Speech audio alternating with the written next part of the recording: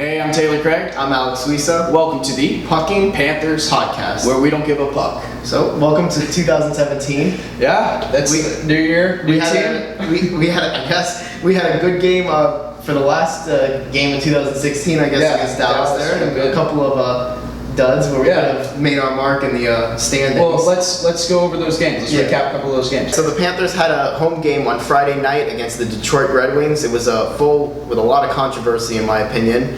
Panthers had a good start to it. Riley Smith had a great goal in the first period. Good snipe. It was followed by a goal by Detroit that tied it up, but then Demers had a nice high shot from the blue line that went in, and Matheson made a great pass to Derek McKenzie to make it 3-1 Panthers. That goal in particular really stood out to me in that game. I mean, Matheson found McKenzie just wide open in the bottom of the zone. It was kind of a defensive lapse, and McKenzie just put it right into the open net. The Panthers should have went up 4-1 after that, but the goal was called off because Bukestad was apparently standing in the crease, and that's not allowed anymore in the NHL when it's been done many times before, but I guess because we're the Panthers. That should have been Keith Yandle's goal, though. And of course, in typical Panther fashion, we gave up the 3-1 lead that should have been 4-1 and ended up losing in the shootout, even though Barkov had a beautiful shootout goal. Trocheck hit the post twice in the shootout, and it was kind of funny because the red light goal guy actually thought it was in, and everyone started going crazy in the stands, but we ended up losing that game 4-3 ultimately, and kind of a bummer. The Young Guns for Toronto, Austin Matthews and William Nylander getting two big goals when we played them on Wednesday night. They went off to a 2-0 lead. Eventually the Panthers would come back though. He got a goal and an assist from Marchessault, including the game tying goal, which was by Vincent Trocheck, and he chipped the puck in. And we then went to overtime and then the shootout where nobody scored. The Panthers really missing Barkov in that shootout, but the only goal was scored by Mitch Marner, and that sealed the win for Toronto. So the back-to-back of a post-Christmas, pre-New Year's games for the Florida Panthers was against the Montreal Canadiens. This one was another one that the Panthers seemed to have. Demers started off the scoring in the first period. He tied his season-high goals of 7 that he had last year with the Dallas Stars. So that's pretty good.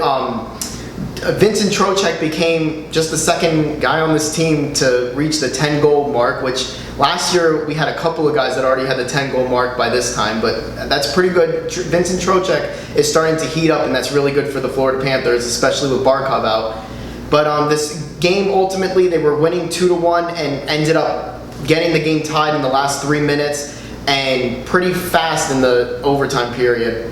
Denault went on a breakaway for the Montreal Canadiens and scored. It seemed like UC Jokinen was a little bit tired and couldn't keep up, and that's how it went. Another loser point. So the Panthers are trying to get back on the winning side of things, heading into Dallas, where they had a great first period to start. You had Vincent Trocheck getting on the board for the third time in as many games. So it looks like he's really stepping up his play. He scored on one of his first shifts on that top line where he played with Yager and Griffith. Very injured line right now with Barkov off as well.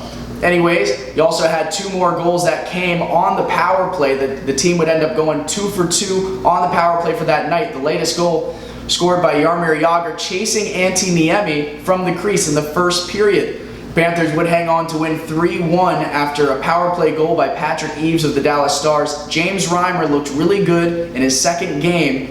2 games in a row he started, so you never know, he could be out there against the Winnipeg Jets as well. I just want to go back to some of those controversial no-goal calls or goal calls against the Detroit Red Wings. Yeah. I mean, the Bukestad, the Yandle goal, I should say, where Bukestad was standing in the crease. First, they challenged it for goaltender interference, right? Yeah. Upon the replay, you can see that Bukestad didn't even touch the goalie. So then the referee changes it to, Bukestad was standing in the crease, because let's find a way to get this goal away from the Panthers. And I just don't understand how that was called off. Yeah. That seemed very unfair to me because there are many goals. Cats on the Prowl actually tweeted out 3 different pictures where players on other teams were, it wasn't Panther games, but players were clearly standing right in the crease on top of the goalie, and they were called goals. Yeah. And Bukestad was just standing in the crease. And what do you have to say about it? Like, do you think that's not fair? I personally don't think that's a rule. I think if they let Brett Hull and the Dallas Stars win the Stanley Cup over a play where he had to skate in the crease, then we can have our skate in the crease. And it doesn't block, it doesn't hinder his ability to make the stop, the goalie. It doesn't hinder his ability to make a stop like interference would. I think the rule is arbitrary. This is obviously a hockey goal. And it's obviously that it should be in the net. And with too many rules, we can strict play like that. And I just feel like there's too much of governing by the referees trying to control play like that. And I don't think that belongs in the game. I don't know what rule that follows, but I guess if it follows a rule, that rule shouldn't exist. Well, you were saying something about that Brett Hull had a skate in the crease. The rule that the referees were talking about, and what I saw on Twitter that some people were saying was 2 skates in the crease. So Bukestad was like completely in the blue crease, you know what I mean? Yeah. That's what people were saying, and they said it was some rule like 69.3 or something like that. I don't remember which one exactly it was. I don't sit and read the NHL rule book every day. It's okay, we'll pull it up. Yeah, basically that was the rule. And I've been watching hockey for a long time. I'm not no hockey expert like Doug Sifu is, but you know, I've been seeing a lot of goals over my time of being a hockey fan, and I can remember, I'm not going to go back and actually find these goals, but there were many goals that I can remember players standing right in the crease, and it counts, and touching the goalie, or not even touching the goalie, forget touching the goalie, they were standing in the crease. Yeah. Why did that have to count? Just because the guy called the goaltender interference and they were down 3-1, and the refs probably thought, let's keep this game interesting and not let them go up 4-1. You know, that's the only thing I can think of, honestly. Yeah, I guess if they know the rule book and they see it as a clear violation of that rule, I guess I'm not so against the referees making that call. I'm against the fact that that's even in the rule book. Yeah. That it should be interference or no interference. If he's in the crease and he doesn't touch the goalie, he's not interfering with his ability to play the puck. I don't think that should be a rule. Now, I'm not saying that we deserve to win that game or anything, or I'm not saying that that is the reason we lost. We blew a 2-goal lead. There's no reason why we should have done that. You know, we were up 3-1, we blew a 2-goal lead. We lost that game on our fault, not because they called off a goal. I'm just saying it should have counted. Each of the top 3 teams in the Atlantic right now, you got the Canadiens, the Senators, and the Bruins. All of them have not been playing well in their last 10 games, with all 5 or less wins in the last 10. So this is really a good opportunity for the Panthers to kind of really gain some ground back from just really mediocre play for most of the year. So and to do that, we have to stop our mediocre play. Yeah, we're definitely guilty. You know what I mean? We're 100% guilty. You know? But you know that we all know what this team can be with the roster that we have. But this team has also been hurt with a few injuries. Yeah, we have Barkov now. Barkov recently got injured. I believe Colton Sevier was actually out in the game against Dallas. Well, speaking of Barkov, you know, he's out 2 to 3 weeks. And the Panthers, I mean, their star guy, they're probably not going to give us many details on it. But all we really know is lower body, 2 to 3 weeks. So, and we're going to probably get Petrovic back around that same time. You know, I could that would be a big boost for the Panthers. You know, you get Barkov, and then you get that defenseman in Petrovic back. I mean, we were looking at the numbers. Petrovic was actually very reliable back there. Last year, we always talked very highly of Brian Campbell. You and me, maybe not Ryan too much, but you and me very highly of Brian Campbell, how reliable he was. And Petrovic seems to be that guy this year. He's turning into that. Yeah. Yeah, I didn't really see. I thought he was giving up some turnovers and stuff, but I mean, you look at the numbers and he seems like that reliable guy, you know? Yeah, he's been playing really well, and you know, he's not afraid to shoot the puck from the point, to jump up into the play, but he's not going to let the forwards behind him. That's what I liked about Alex Petrovic, which makes me a little worried about the expansion draft, because many people are picking him to be the guy that we're going to lose. We'll cross that bridge, because that's going to be complicated. No, I know, but I'm just saying. But Alex Petrovic, he reminds me of a better Eric Goodbranson, defensively, not hitting, not physically. That's a better word. But who can also shoot the puck and get those assists. He can find someone and get some assists. Yeah. That's what makes him a better player. That's the reason why we kept him and not someone like Eric Goodbranson, where we could have gave Eric Goodbranson a big contract. We can give something pretty good to Petrovic, you know? When you had that situation where we were shipping out all of the different defensemen, and you had basically the option of moving Petrovic, which is probably a really good trade piece. You had the option of moving him or maybe Gudbranson, but which one would be more capable of playing with this puck-moving core? And when you looked at it, who is still a physical defenseman, like McIlrath, who can move the puck and lay some hits. And Petrovic's been doing really well, so I guess when he comes back, we'll stop seeing some of Kindle out there, and maybe some more adjustments. You mentioned McIlrath. Yeah. Do you have a reasoning or a theory why he's not playing over Kindle? Other than the first game where I understand he had the worst turnover in the history of the NHL, but the couple of games that he's played after that, he's looked really good. He had a goal, he had a fight, he was the only guy out there fighting. This is only speculation, what I think could be the reason, but before Gerard Gallant got fired, he was talking a lot about how he wanted a bigger physical team. So you had Tom Rowe at that time, who was the GM, say, all right, let's get him a bigger piece. He wants a bigger piece, we'll get him one. Let's get McIlrath. All right, so we're gonna go get McIlrath. We're gonna get McIlrath and bring him in for Gerard Gallant. Now that Tom Rowe is running the bench, that's not really the piece he wants on the team. I don't know if McIlrath really fits into the plan that Tom Rowe has for the Panthers. But from what we're seeing as fans and hosts, what plan is that? How's the plan looking? What plan?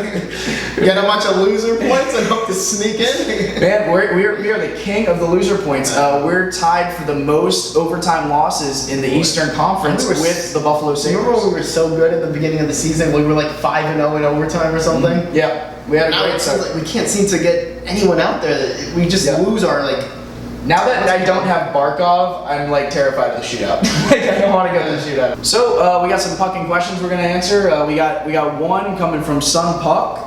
He asks, do you think the Panthers can start a new winning streak in the new year? Alex, what do you think?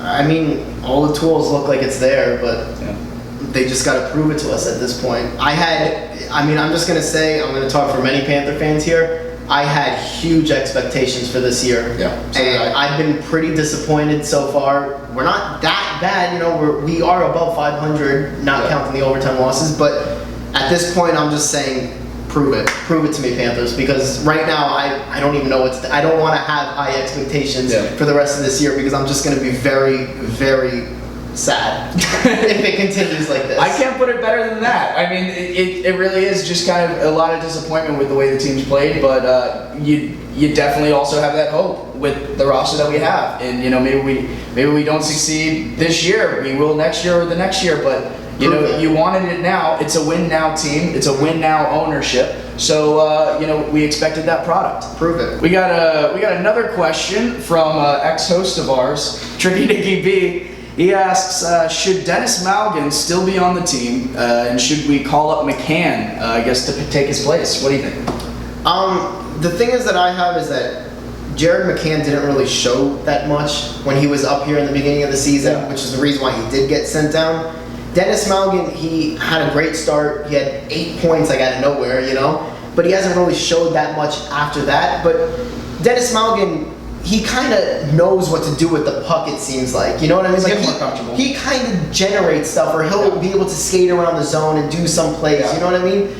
It's not leading to goals or anything, but I just think that it was a little better than McCann's not really anything with the puck, not really doing anything, not having that much confidence, it seemed like. Yeah, well, my opinion is that, I think McCann, he got his shot, that's for sure. He had plenty of time up here. Even though Gerard Gallant wasn't a fan of him, Gerard Gallant didn't want to play him. Tom Rowe convinced him, all right, come on, let's give him some time, let's work it out. Tom Rowe, a big fan of the Jared McCann. So I think if you brought up Jared McCann, you never really saw him play with Nick Bjugstad, which was originally the plan. And that's another guy who struggled. Nick Bjugstad, always a project with us, always injured, coming back, slow start. That's a guy that the Panthers really want to light a fire under, especially with Barkov out. So I think with Malgin in particular, the thing with him that kind of gets me is that the reason how he made the team out of training camp was the fact that he was scoring all these goals. and he was the speedy center that could put the puck in the net, and that's exactly what the Panthers wanted. But that's not what they got.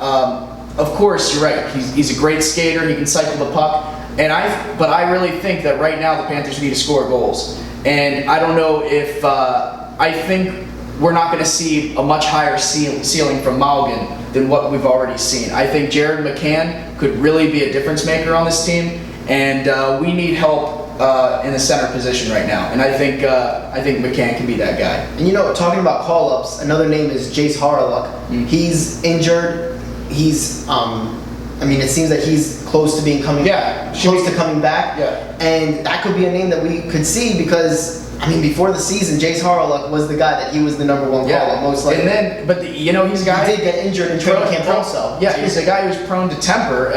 He got injured after throwing a punch at a guy's helmet and breaking his hand and cutting it up. The guy, he's an absolute maniac. And I'm not saying that's a bad thing. Maybe we need that guy. His first game into the AHL, he gets nailed. And that wasn't his fault. That was literally a blindside hit. That was a horrible hit on him.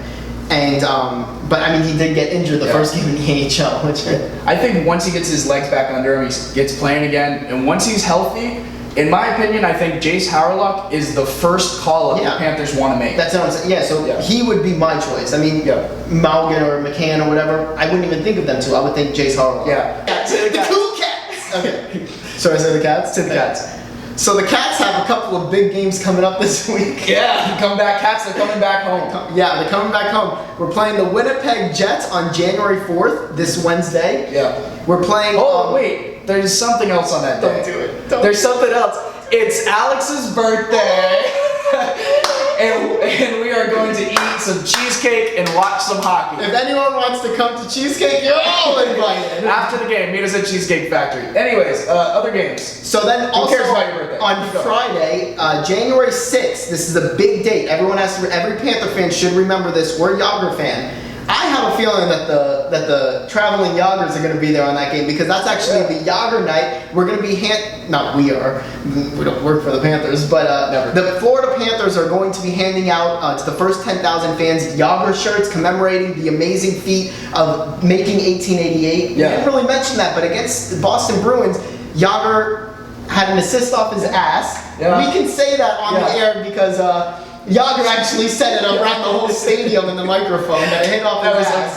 Great moment. Yager. Great moment. But Yager did pass Mark Messier and got to second all-time in the NHL. That's a feat that we're probably not going to see for a long time in the NHL. That's unbelievable. Yeah, no one's great accomplishment. Yeah. But so we are going to be celebrating Jaromir Yager that night, and that's going to be a great game right there. And then on Saturday, January 7th, a huge game. If we could manage to get 3 to 4 points out of those two games, this week, that's going to be a big game on Saturday against the Boston Bruins again. Saturday night. It seems that we always, every time we play the Boston Bruins, it's always built up because it always ends up being a huge game because they're right there in the division race with us. You know what I mean? Yeah, they're only right now we're only separated by 4 points in the division. And if we could win against the Jets and we can get a win or get a point or something against Nashville, that's a huge game right there. You know? It is, yeah. And if Boston lose or continue their kind of downward spiral that we all know they always end up going on at the end of the season to get them out of the playoffs. Yeah, if you're looking at analytics, though, they're the best Corsi team in the league. And Boston?